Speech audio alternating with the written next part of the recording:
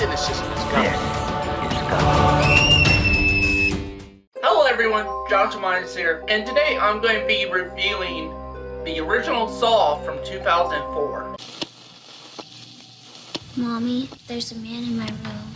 Are you sure he's not just hiding in your imagination? Critics are calling Saw the year's scariest film. Finds ways for his victims to kill themselves. The suspense is breathtaking. He doesn't want us to cut through our chains. He wants us to cut through. Your skin will crawl right off your bones. Oh my God! Saw. There's no such thing as the bad man. Rated R. Saw stars Terry Elways, Leigh Whannell, Monica Carter, Michael Emerson, Tobin Bell, Danny Glover, and it's directed by James Wan. The plot of Saw is that you see these two men wake up in this prehistoric bathroom. They have no idea how they got there, or what happened beforehand, or anything like that. Really, a lot of it is really just them trying to figure out how they got there, who put them there, and also they end up seeing there's a dead body laying in the middle of the floor between them, and it basically turns out that there's a killer out there who actually put them in there, and this killer goes by the name of the Jigsaw Killer, in which he basically puts people in these sort of games or traps, really. And basically, you end up doing some sort of horrific thing to show that you appreciate your own life. This killer tries to teach his victims some moral lessons, while at the same time doing them in a very sadistic way. And yeah, so basically this movie is a whodunit story, trying to fill in the missing puzzle pieces, no pun intended, and trying to figure out what is going on here.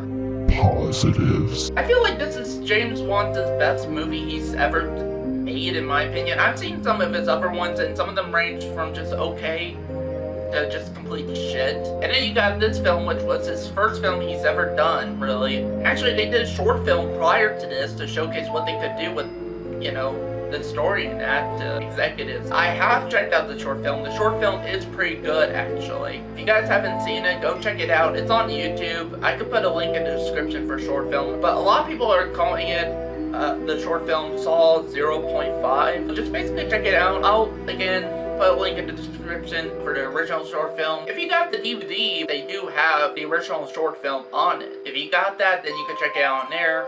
But if not, I'll put the link in the description again. I highly recommend checking out the short film. But yeah, I think James Wan really showed the potential for his talent in this movie. I really dug a lot of the camera work and the direction and everything. And I love the fact this is a very simple film, actually. It's not overly complicated. It is a good mystery, actually. You're trying to figure out what's going on and everything. And they sometimes would intercut with flashbacks and that, showing, you know, very bits and pieces of what happened beforehand as the film moves along. And also, I do like the characters, especially because you mainly follow the two main characters here who are trapped in the room, being Dr. Lawrence Gordon, portrayed by Terry Elways, and Adam, portrayed by Leigh Whannell, the movie's writer. In which I do know Leigh Whannell would eventually write even more of James Wan's movies, and even star in them. He starred in the Insidious movies as Lynn Shays' Paranormal Investigators. He would eventually start directing movies, with his directorial debut being Insidious Chapter 3. But the one thing I will say that is this film is a very low-budget movie. To be honest, I noticed when watching it, for me, honestly, there are two popular horror films that spawn franchises. My personal two favorites, as far as horror movies that eventually spawned franchises, are the original Halloween and Saw. It's like a literal tie. And a lot of it, I think, is because there's a lot of similarities to both films if you really look at it. Like, the original Halloween was a low-budget film, got this newcomer, John Carpenter, fresh from film school, and it had to be low-budget. It was a very simplified movie, but it had some very effective scares. The cinematography in that was really good.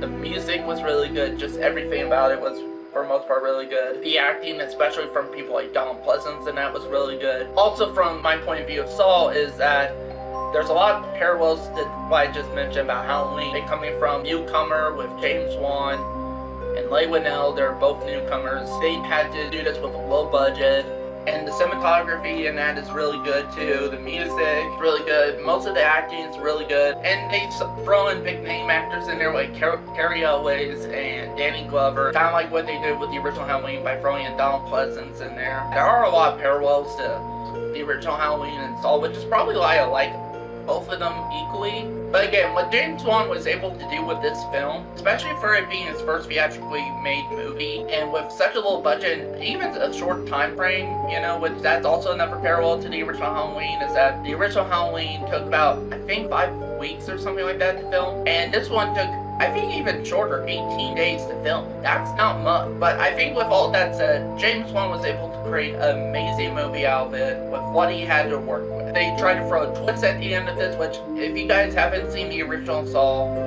I'm not going to spoil for you whatsoever. This is going to be a non-spoiler review. I still don't want to spoil it for anybody who hasn't seen it, because I know there's a lot of people who still haven't seen Saw. But yeah, another positive is the killer in this is really interesting too. I mean, you don't really get to know who he is or anything like that until, again, the end.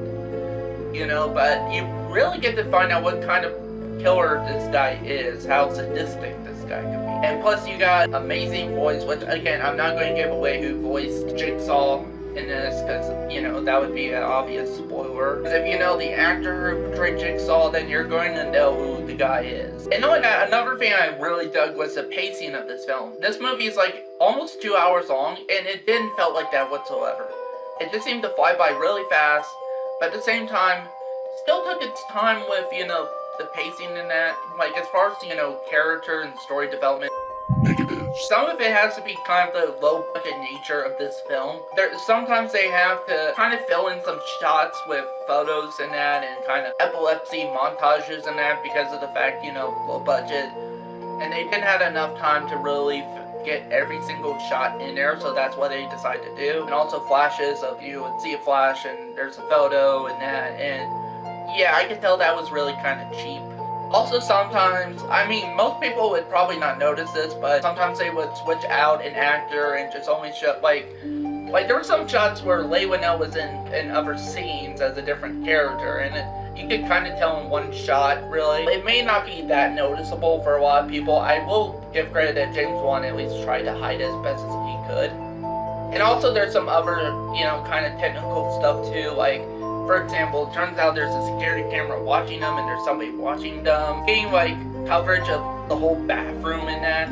Like, this wide angle coverage from both sides, you know, showing both Adam and Dr. Gordon. At the time, I don't think were any real security cameras that could do that. I'm not sure if there's even any that could do that now, unless it may be potentially a 360 security camera. That's the most I could see as far as by today's standards, but back then, in the early 2000s, definitely not.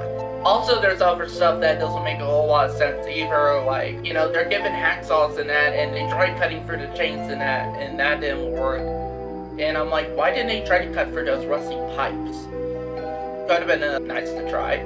Also, other stuff, like, there's a phone that they end up hold of. Dr. Gordon's like, this was meant to receive calls, not make them. And I'm like, does that even work? Like, did that even work back in the day, like back in the early 2000s? I was around during that time, but I don't know if you could have really done that with phones, where you could just make a phone to receive calls, but not make calls. And knowing that all phones really have the capacity to dial 911, no matter what the situation is with the phone. And there's just certain stuff like that, kind of lessens the movie a bit for me after rewatching it. And also, even though I thought the acting was really good, you do get some, for me, the acting ranges from either okay, like for example, Leigh Whannell, I'm sure he was trying, but I think it was okay. His acting was okay, nothing horrible. I've seen worse acting, but nothing great either. And also ranges to overacting, like for example with Carrie Elways.